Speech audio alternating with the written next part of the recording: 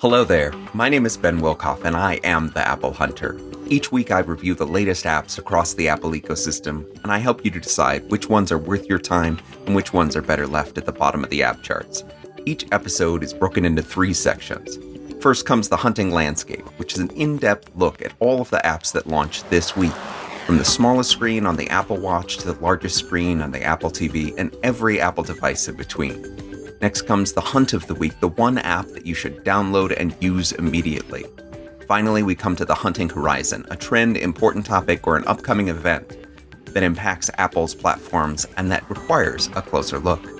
Well, let's get started with episode 12. The first app is our one and only Apple Watch app this week, and it's called One Toss. And there are exactly 2 reasons why you might love this app. One is if you're interested in coins. There are a lot of foreign currencies that you get to explore and see on there. And 2, if you enjoy flipping coins. The purpose of this app is to flip a coin as many different ways as possible on your Apple Watch, your iPad, or your iPhone. What is so fun about this app is that you can choose the coin that you want to flip. Do you want to flip a American dollar coin? Do you want to flip a fictional one-toss coin? Do you want to flip a lira? Do you want to flip a euro? Clearly, there isn't too much to this app. Rather, it focuses on doing the one thing that it does extremely skillfully and doing it with the most customization that you could possibly have in such a simple application. To me, this is the perfect example of what an Apple Watch app should be. It is simple, it has a very basic premise, and yet the type of functionality that you need, tossing a coin, does not require you to get out your phone or your iPad. It just requires you to open the Apple Watch app and press on the coin in order to spin it. Clearly, the idea here is that you are making decisions based upon flipping a coin or adding the element of luck to something in your life that requires it. Each of the coins are rendered really well, they are fun to look at, and it's fun to play with. But I do think that you have to have that specific need of tossing a coin or choosing something in order to get any kind of value out of one toss. But if that's what you're looking for, it's the best way to go. Let's move over to the iPhone and talk about a few of the apps that have come out this week. The first one being Epoch MS. Now, Epoch is spelled E-P-O-C-H. And it is a very intentional app. This app is used to track epochs, to track time that is longer than most tasks would typically be. The way that this app works is that you add all of the time periods that are important to you. Now, that may seem like a very strange concept, but think about it like this. You have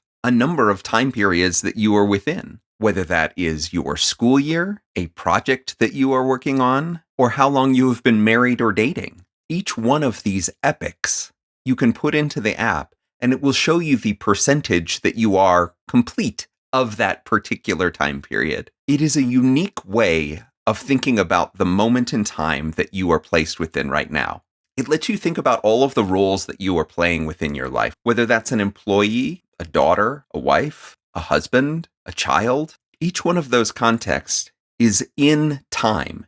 It has a particular epoch to it. And I have never really thought about it in those terms. But if you're the type of person who likes to count down to things, who likes to see how much time there is left in the year, who likes to understand where they are in this time, in this moment, this app is the only one that I have seen that does that kind of work. Now, is this app great for task management or trying to figure out prioritization of projects? Not so much. But it is a fun visual way for you to be able to understand all of those roles, all of those different contexts that you are living within at a given moment. And as a free app, it is a really interesting concept and one that I think could be rather useful for reminding yourself that you need to buy an anniversary gift or just grounding you in the place and time that you are within right now. I dearly love an app that presents a unique way of looking at the world and Epoch MS is definitely that.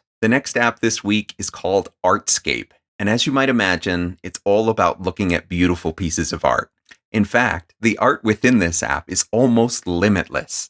It aggregates artwork from around the world in private collections, in museum collections.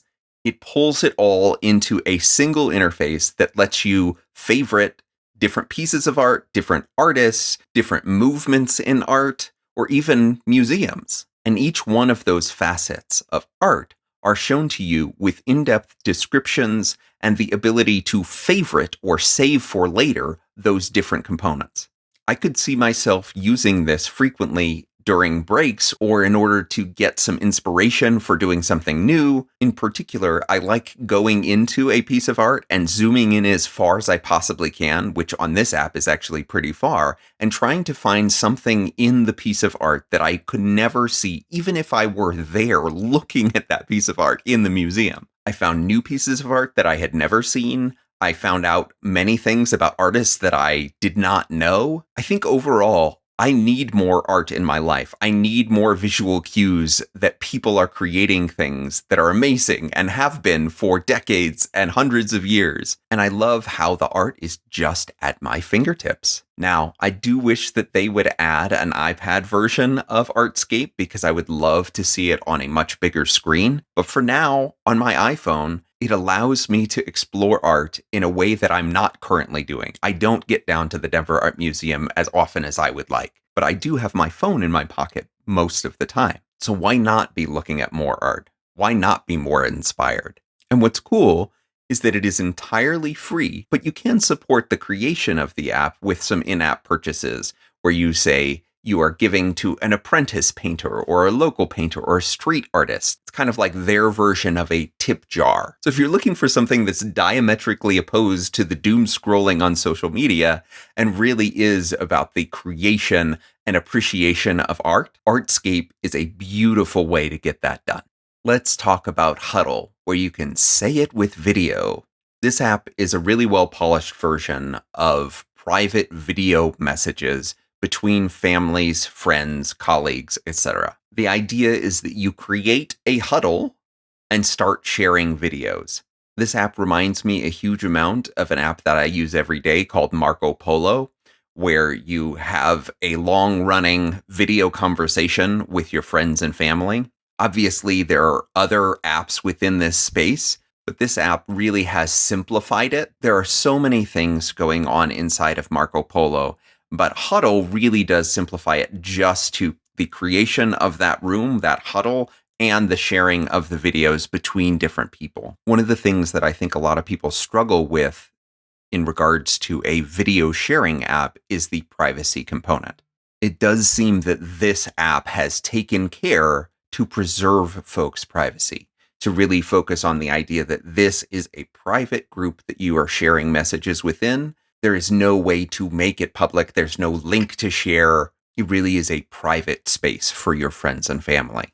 If you're looking for that new way to share those kinds of videos and you haven't already decided on a way that makes sense for your friends and family, might be one to try out. The next app is called EasyColor Palette Collection. It's a little bit hard to call it a full-fledged app when the entire functionality is really just about looking at colors either as a list or a full screen experience. However, if you are trying to follow particular guidelines for color palettes, like the Apple Human Interface Guidelines or Material Design on Android, it may be kind of useful. So all of the colors in the Human Interface Guidelines are listed.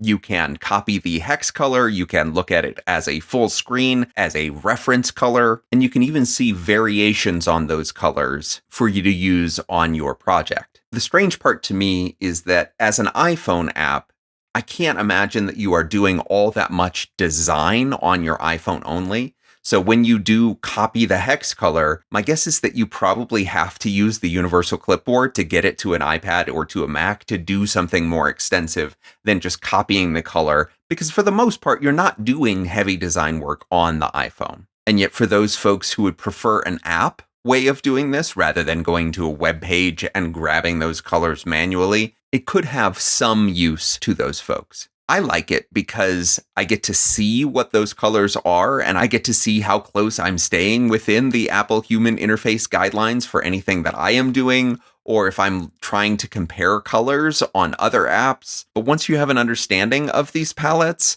I don't know how many times you would go back to it and continue to reference it. I would really love for them to add additional palettes and for you to be able to add your own palettes from other apps. But for right now, it's a good set of palettes.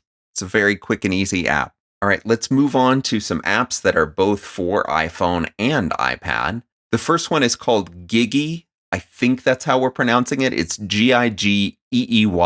And it is a task management app with a little bit of personality.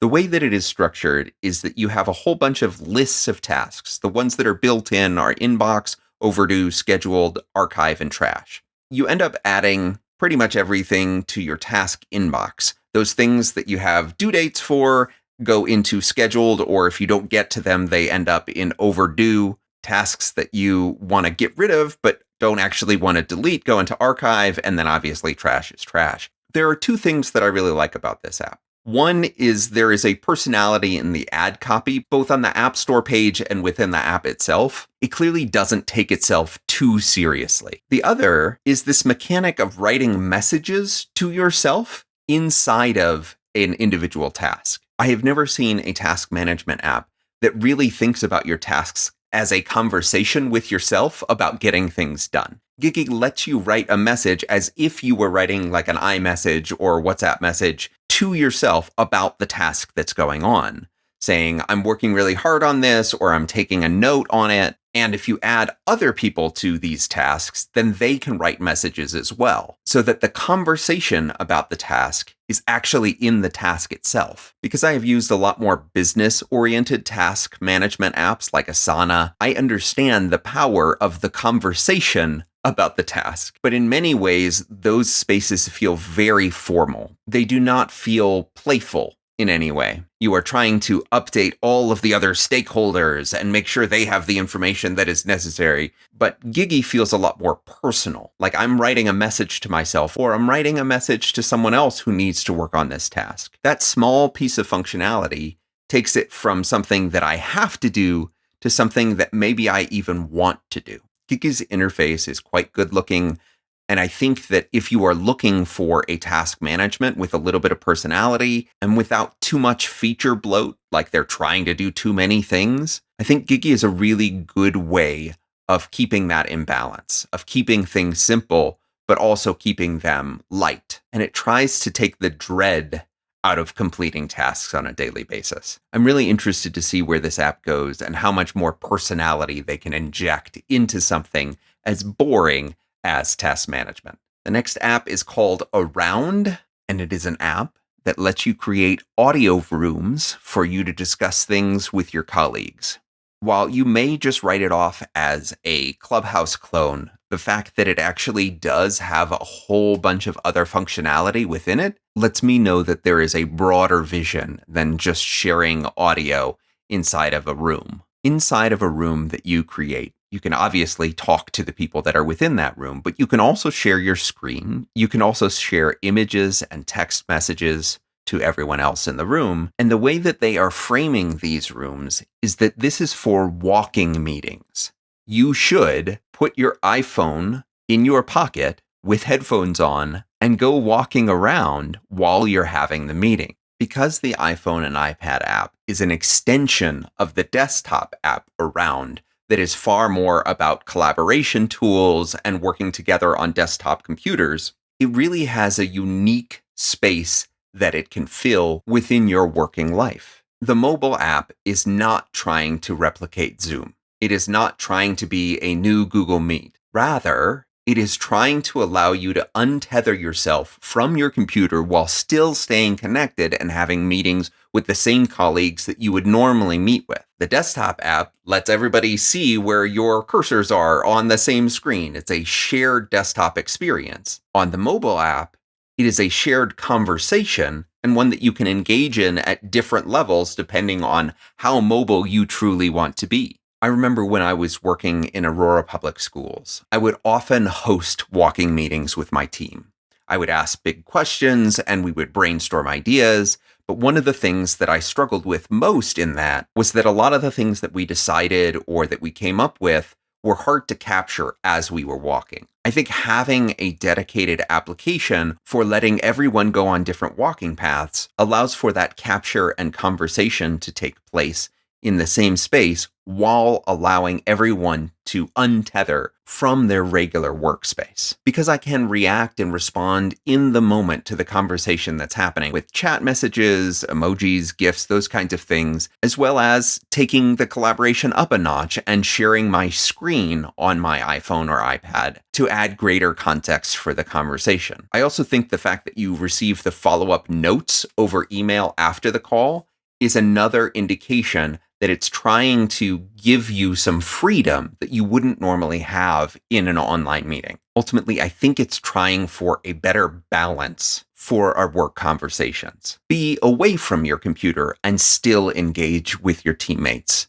Go on a walk and still take the work and the thinking with you. I think it's really smart to not try and replicate something that is going well and that you have really figured out on the desktop into the mobile space. Too often, people try and have this feature parity across all platforms. And what it does is it limits the things that can be done on the desktop when you have feature parity on the iPhone, and it limits what the iPhone app can be because you're not embracing the mobile nature of that device. So if you're already using Around on the desktop, or you have been wanting to give it a try, I highly recommend that you try using them in tandem between the desktop and the iPhone version. The next app is called Readbit, text and PDF reader. And I have definitely talked about other text-to-speech tools on the show. Last week, there was Newsly. Previously, I have talked about Voice Dream Reader, but this is a new entry into that space. The idea is that you can add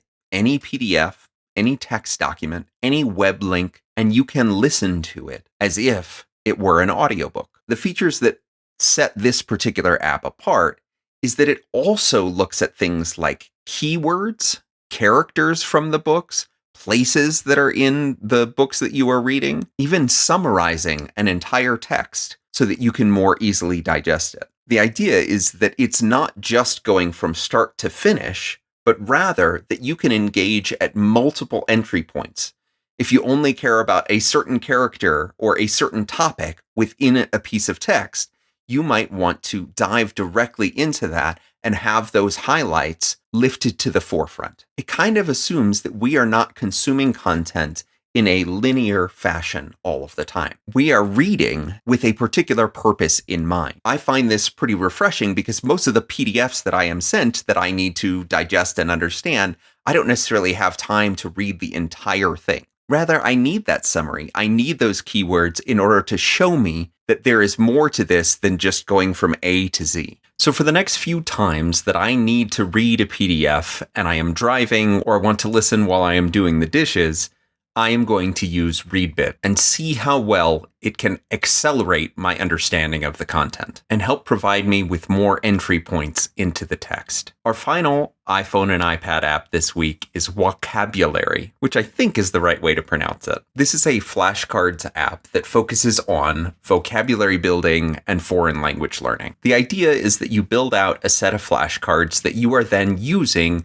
in a quiz type format in order to learn those words. And each one of those words that you have put into the app gets assigned a difficulty level based upon how well you already know that word. So that new and more difficult words are asked more often, giving a lot more spaced practice for you to learn those words and move forward in your language learning. It is a well put together app. It looks really nice. The quiz functionality seems to be really quite robust. But the one thing that I struggle with is there is no import of any other cards from a separate system. So you do have to manually type in both the English and the other language word so that you can use it as a flashcard. I think if you use it over time and you continue to add things as you come across new words, then it may work for you. But if you've already been working to learn the language and you have a large variety of words that you want to learn at once, I think it will require a significant investment of your time to add all those words directly to the app before you can really start getting a lot of use out of it.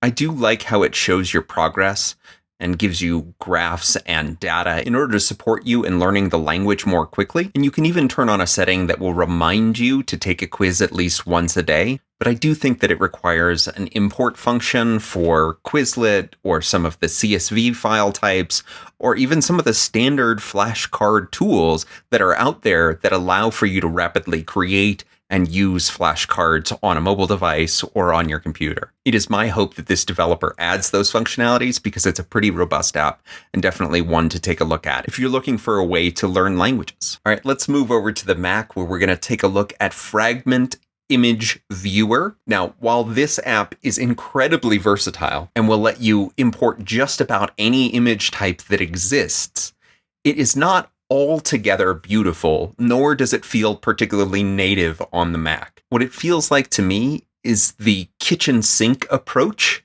to image editing and viewing. There are a huge bunch of features that are packed inside of tiny little menus, and you have to know exactly where they are in order to get the most out of it. It seems like a Linux app that has then been cross-ported to other platforms in order to give it a wider base of people who want this functionality and are really looking for the full screen image processing and viewing perspective, because that is the one thing that this app does better than pretty much any other one that I have seen. It lets you look at the images in crystal clear quality, as big as you possibly can have them on your screen, while still giving you access to the light editing features that are present. One really neat thing that this does that most image editors do not do is that it supports animated GIFs. So you actually can have a time track, reverse play, speed control inside of an animated GIF and save it that way as well. Most image editors just sort of throw up their hands, including Preview, which will literally just give you every single frame of the animated GIF and never let you play it. And we just don't have the time to look at all of the supported file formats that this app can handle. But no amount of listing the 36 file formats is going to get you interested in this app if you aren't already looking for something different. And that is what I can say about Figment. It is a truly different way of looking at your images. It doesn't seem that they have overly invested in the Mac as much as they have invested in just giving you as many features as they possibly can. And if that's your thing, then I say go for it. All right, with this next one, we're going to get a little bit technical, but it's called Intensifier AUV3.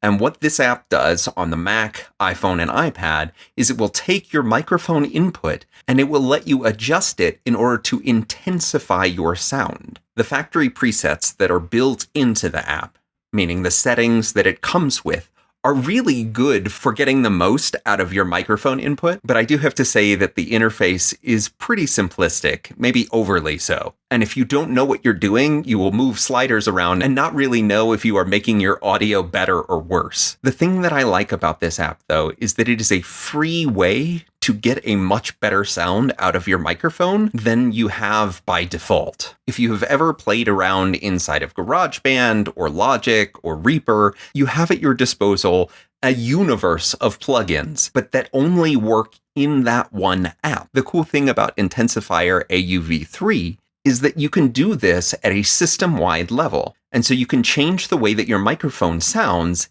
inside of a Zoom call or when you're talking on FaceTime. And I think we could all use better tools for making our voice and our sound as good as they possibly can without having to shell out a huge amount for new software or adding really heavy workflows on top of apps like Zoom or Google Meet that will take every memory resource you have on your machine and not leave any overhead for doing things like audio manipulation and intensifying or improving your sound. So if you want a little bit more control over the way your microphone sounds as you're using it on your Mac or on your iPhone or iPad, then Intensifier AUV3 is something to take a look at. The last Mac app this week is called Tincta, which is a small and fast text editor. It reminds me a lot of the Atom text editor, ATOM, which is also an open source text editor that is used by a whole bunch of folks who like to program in text and then sync it to GitHub. But Tincta is special and a little bit unique in that it was started by and created by this group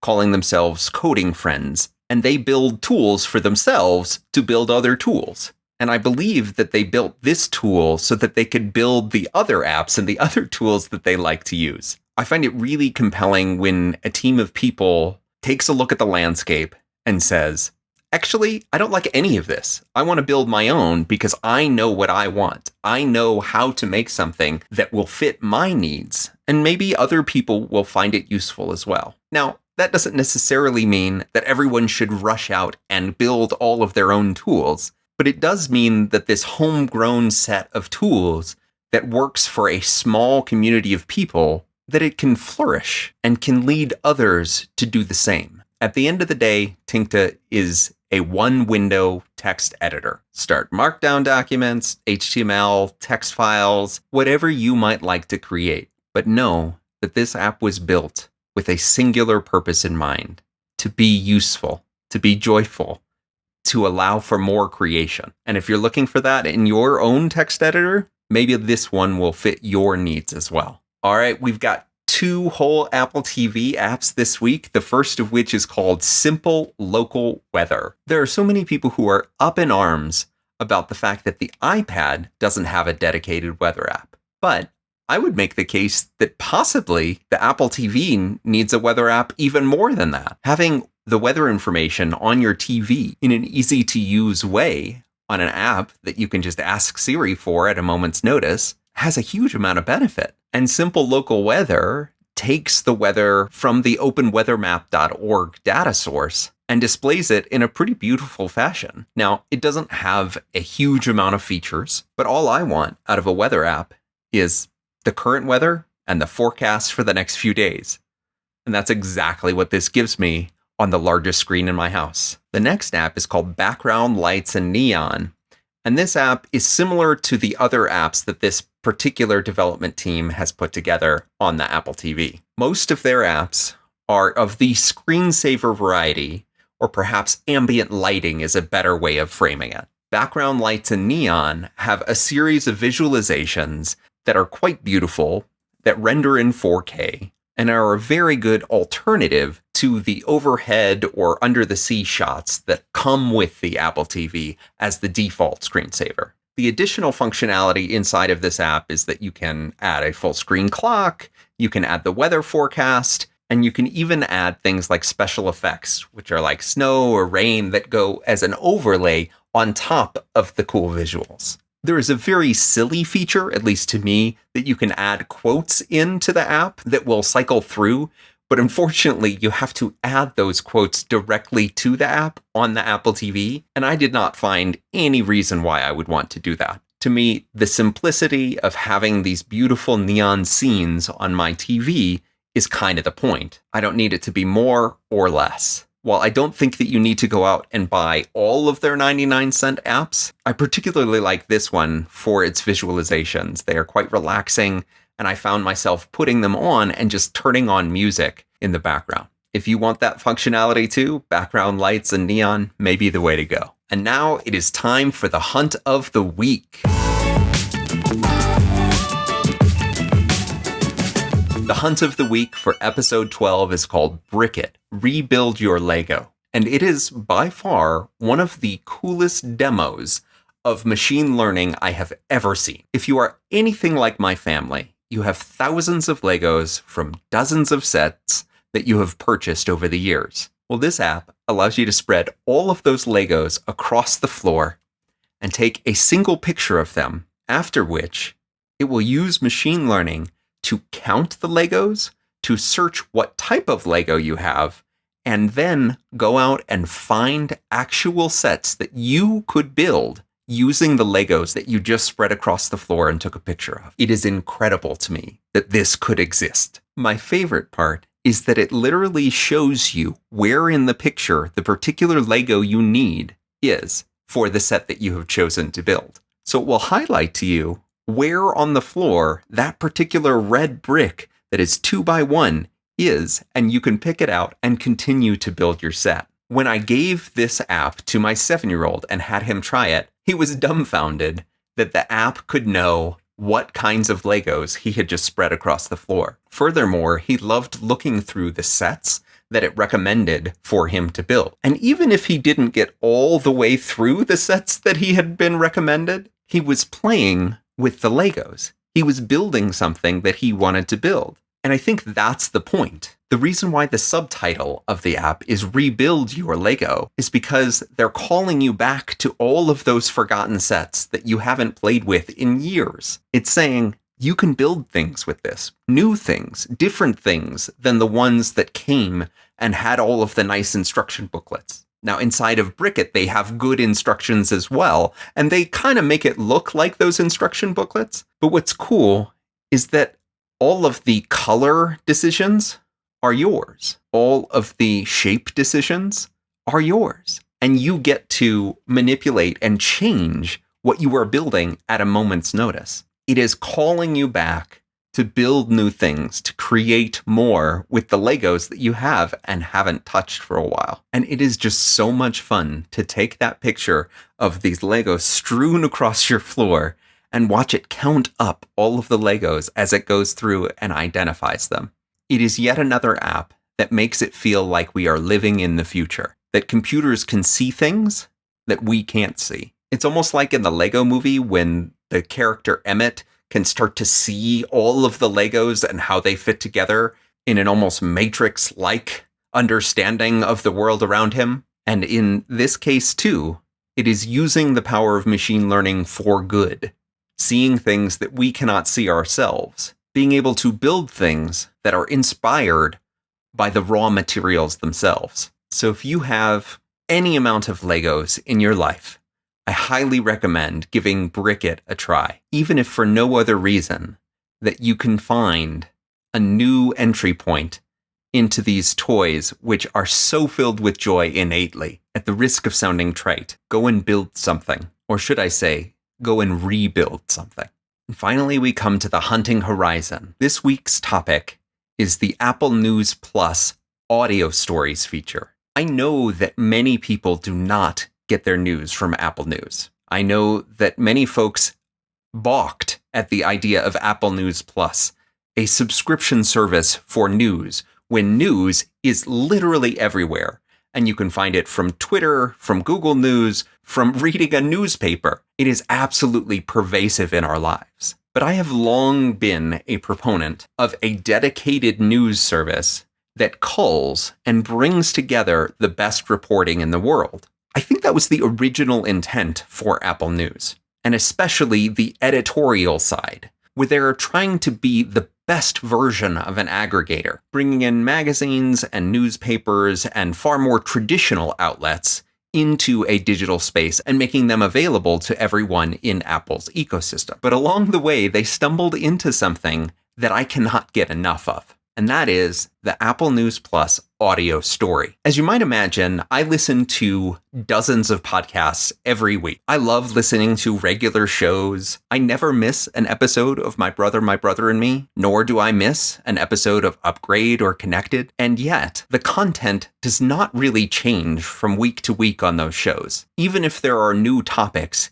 it is still the same people telling roughly the same stories with roughly the same perspectives. And that's why I tune in. There's a comfort there every week listening to those people who are giving variations on the theme. There's a new thing to laugh about, or there's a new topic to discuss on these podcasts. But ultimately, it is still the same perspectives week to week. And in my quest for getting outside of my own perspectives, in my quest for finding great journalism and listening to it and understanding it, these audio stories fit perfectly into that need. In just the last few days, I have heard stories from Wired, The National Review, Fortune, The Atlantic, Intelligencer, The Guardian, Vanity Fair, all of these outlets that I might skim if I were just reading through the news stories. But I got to hear in-depth reporting, some of which took more than an hour to listen to for a single article. And these stories are not surface-level pieces that are just of this moment. They are commenting on things from years and years ago. They are a history lesson. They are forward-looking and predictive. They are spotting trends that I can't see if I'm just scrolling the news on Twitter. And they are told in such a way that I am able to listen to them and be enraptured by these voices because the people reading them are incredible surrogates for the stories themselves. They are choosing a voice that matches with the content. It's as if they have created a series of audiobooks that are short enough for me to finish one on a single walk that I go on, or a single session of me doing the dishes, but in depth enough such that I gain new understanding every single listen. In fact, I get so much value out of these audio stories that it is now my preferred way to consume the news. Listening to a documentary-length article on Kyle Rittenhouse as an American vigilante, or the time that Timnit Gebru was fired from Google for her stance on ethical AI. These passionate stories have a way of pulling me in to the world that is created by great journalism. And the funny thing is, I don't know how popular these audio stories are. Am I the only one who is getting this kind of value out of them? Or is this a new news medium? Is it a flash in the pan, something that will go away with the next version of Apple's platforms?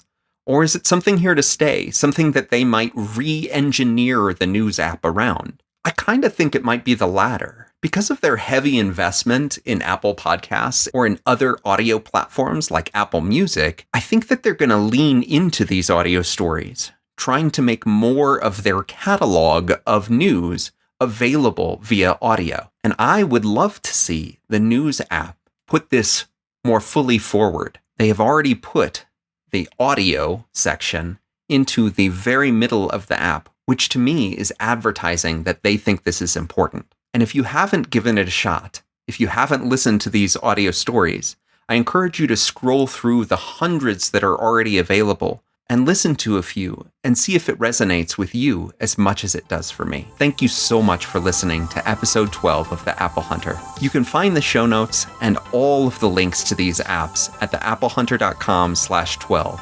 Please follow me on Twitter at _theAppleHunter and subscribe on Apple Podcasts. We just put up our exclusive bonus episode of the Pock interview this past week. If you haven't listened to it, they are some amazing people making an incredible app. I highly recommend it. And if you have feedback and ideas about the show, please do send those to ben@theapplehunter.com. Thanks so much for listening, and happy apple hunting out there.